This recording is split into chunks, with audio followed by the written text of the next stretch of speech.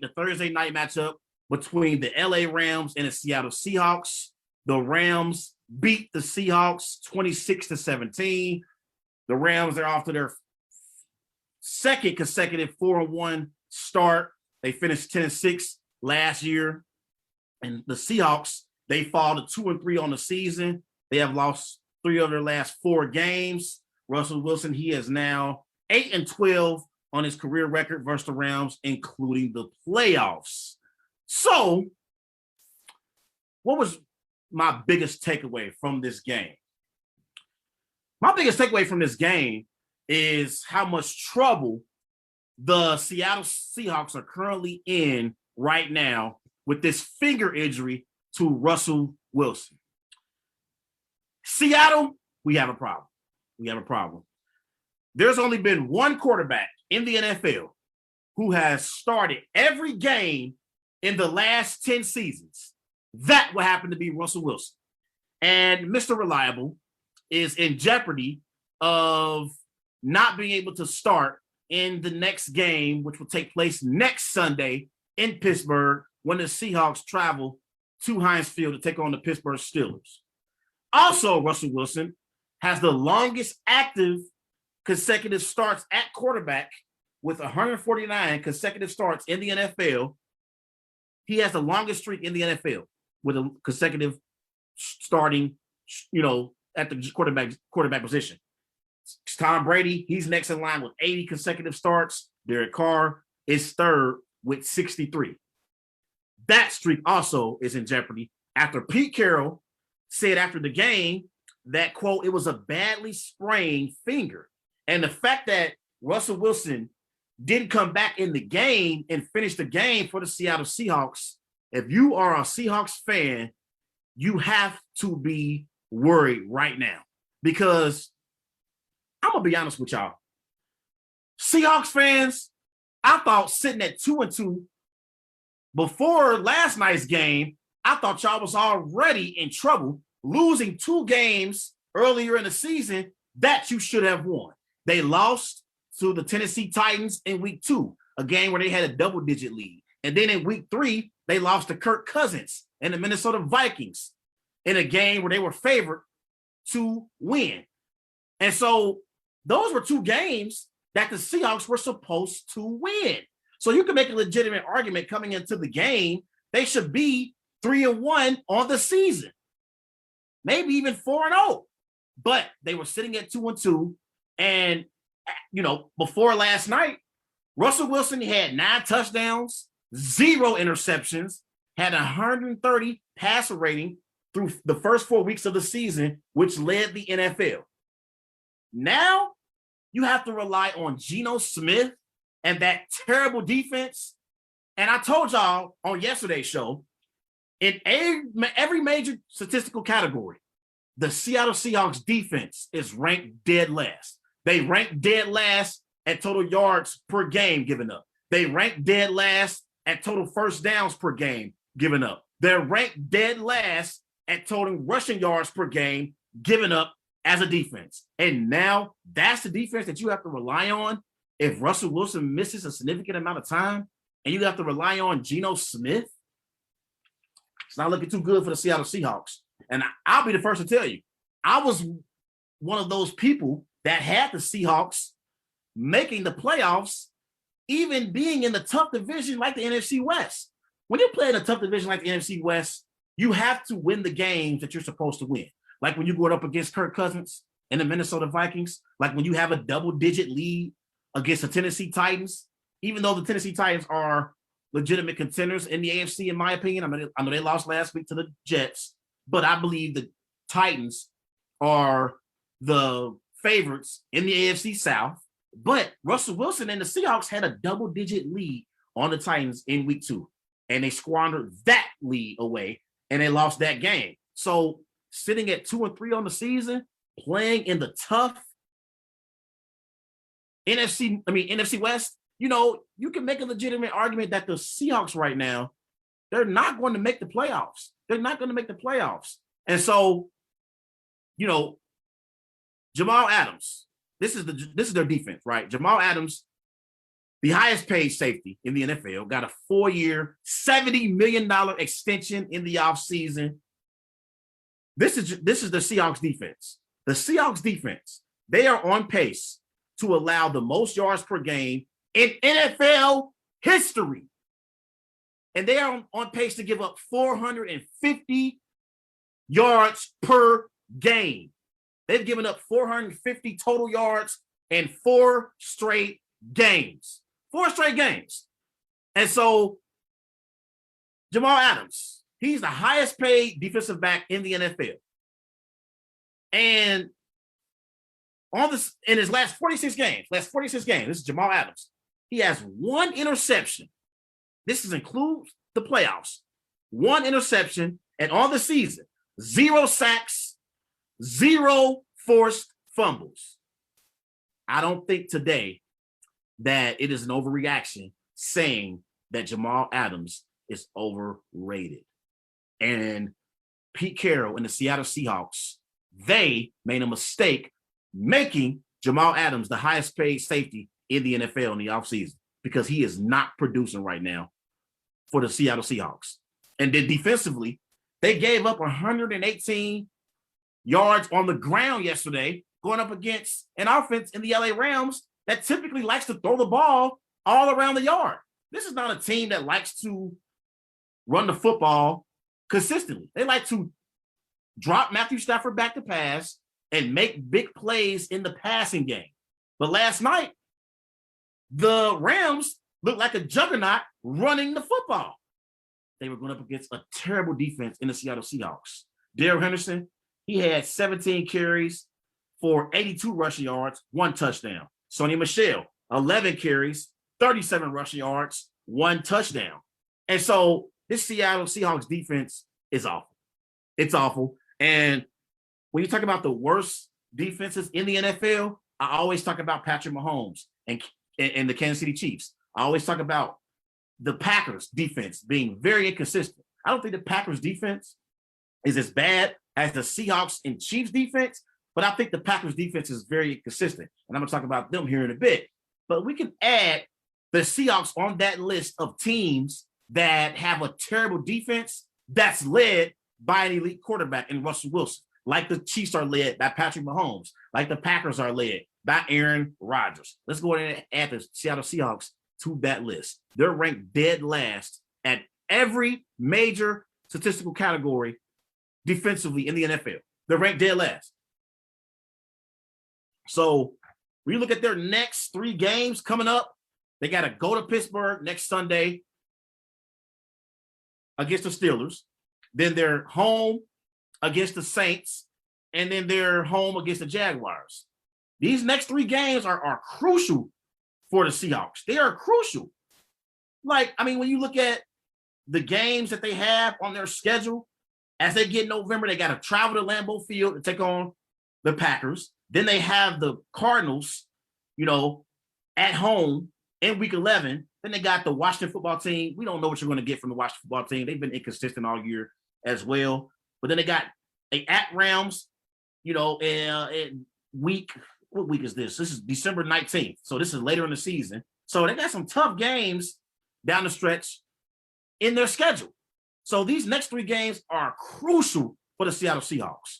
They got to go at least probably 2-1, maybe 3-0, maybe 3-0. Like they can beat Pittsburgh. Like, as much as the Steelers have been struggling the entire season so far, and Big Ben, he's washed. I've been on record saying it many times before that he's washed. And defensively, I don't believe the Steelers are as good as advertised. Plus, they do have a lot of injuries right now that they're dealing with. But the Steelers, they haven't been very good. So I think that's a winnable game for the Seattle Seahawks. Saints is going to be tough. It's going to be tough. If they don't have Russell Wilson, and they got Geno Smith, who played well, by the way, last night. I was actually impressed with Geno Smith last night. What did Geno Smith go last night? He went, look at these numbers. Geno Smith, 10 of 17, 131 passing yards. He had 1 great touchdown, had the late interception on the final drive. But on that play, Tyler Lockett had tripped under his own feet, so he wasn't able to be where Geno Smith was throwing the football, so that's what's caused the interception. Geno Smith looked good. If he can have them at 2-1, which means they'll be what? They 2-3 right now, so they'll be what, 4-4, after these next 3 games, and maybe Russell Wilson can come back around week 9, maybe. I mean, that's the best case scenario right now for the Seattle Seahawks. Week 9 being 4-4. That's the best case scenario for them, because if they go 0-3 while Russell Wilson is out, they're not going to make the playoffs. If they go 1-2, they won't make the playoffs. Because if Russell Wilson's going to be out for any significant amount of time with the finger injury, you would think he'll come back maybe after about 3-4 weeks, right? And so 2-3 right now. You go 1-2, then you'll be 3-5 when Russell Wilson comes back in week 9 in the NFC West. You're not going to be a playoff team. You're not going to be in a playoff team because it's a legitimate chance the NFC West, they could get 3 teams in the playoffs. Seriously. I mean, you can make a legitimate case that the Arizona Cardinals will get in the playoffs. The LA Rams, they are locked to get in the playoffs. And then we don't know what's going to happen with the 49ers. If Tre Lance can start playing, at a high level and can gain experience as time goes along and get more familiar with the offense, 49ers could be a legitimate playoff contender as well. So Seattle's in trouble. They really are in trouble right now. And again, their defense is awful. They are a terrible defensive unit. This includes Bobby Wagner. And I love Bobby Wagner. Bobby Wagner is one of the best middle linebackers in the NFL. He's a great leader. But those days of the Seattle Seahawks being a great defense are long gone. They are long gone. Right now, Richard Sherman, Browner, Cam Chancellor, Earl Thomas, man, I know they're looking at this Seahawks defense right now like, what happened? What went wrong? And you would think that a team led by Pete Carroll would be better defensively, but that's just not the case. This is one of the worst defenses in the NFL. And so on offense, they don't have a very good offensive line either. They don't. And it makes you really appreciate the greatness of Russell Wilson, because 9 times out of 10, he's able to make something out of nothing. And he makes plays, with his legs that normally aren't there. The offensive line isn't very good either. They're not very good. I didn't like when they traded for Jimmy Graham, a few years ago, and they traded Max Unger. That was their center at the time, and they traded for Jimmy Graham. I didn't think that was a good move. And ever since, the Seahawks offensive line has been one of the worst offensive lines in the NFL. And that's why you see Russell Wilson struggle the way that he has. And it makes you wonder. You remember in the offseason, Russell Wilson gave the Seahawks a list of teams that he was open to being traded to. It just makes you wonder if Russell Wilson could already kind of see the handwriting on the wall and can tell that this team is not a legitimate Super Bowl contender in the NFC. It really makes you wonder. And maybe Russell Wilson was trying to get out ahead of the mess that's about to take place with the Seahawks this season. Now, I'm going to transition and talk about the LA Rams. As, one of the keys to victory, I said, coming into the game was Matthew Stafford being able to distribute the football. And I talked about how I wanted another receiver to step up in the passing game for the Rams, whether it be Van Jefferson, whether it be Robert Woods, whether it be Deshaun Jackson. You can't just rely on Cooper Kupp. You have to have someone else step up in the passing game, and that's exactly what happened on Thursday night, because Robert Woods, he stepped up in a big way for Matthew Stafford and Sean McVay. Robert Woods, 12 receptions, 150 receiving yards. He was absolutely sensational last night in the passing game for the Rams. And if the Rams are going to be legitimate contenders in the NFC, they need another receiver to step up and be that second consistent receiver for Matthew Stafford. It can't just be all Cooper Kupp. Last week, Cooper Kupp had 13 targets, only 5 receptions for the game. They need someone else to step up. And last night, it was Robert Woods. Now, I'm not going to put too much stock in that, because Robert Woods was going up against a terrible secondary in the Seattle Seahawks. So I want to see Robert Woods do this against an elite secondary. But nevertheless, I give him credit, and I give Sean McVay credit for getting Robert Woods involved in the offense. And you could tell he was engaged. And that's why you saw the LA Rams in the second half take off the way that they did. That's why you saw that. You saw in the second half they were able to, get into a rhythm, and they scored 23 points in the second half. In the first half, they only had 3 points. Only 3 points in the first half for the LA Rams. So, that was another key for the Rams winning the game last night. Another good sign for the LA Rams was the fact that they were able to win this type of game. I thought in the first half, they, played decent, but they had some struggles in the kicking game, and things just weren't going well for the Rams. Matthew Stafford, he was off in the first half, and them being able to win this type of game, given the circumstances and given the fact they didn't play their best football, especially in the first half, says a lot about Sean McVay and this football team right now. It really, really does. And it's time for me to give the Rams a little bit of credit. Give them a little bit of credit. I went on record and I talked about how the LA Rams, even after beating Tom Brady and the New England Patriots in week 3, I said they still weren't the best team in the NFL. But after watching them last night, the Rams are clearly one of the best teams in the NFC and one of the best teams in the NFL. So, I like the way that Matthew Stafford played in the second half. I really, really did. For the game, Matthew Stafford went 25-37, 1 touchdown, 1 bad interception. He had 365 passing yards. He was able to get the ball down the field. He had 9.9 yards per attempt. So I was very impressed with him with that.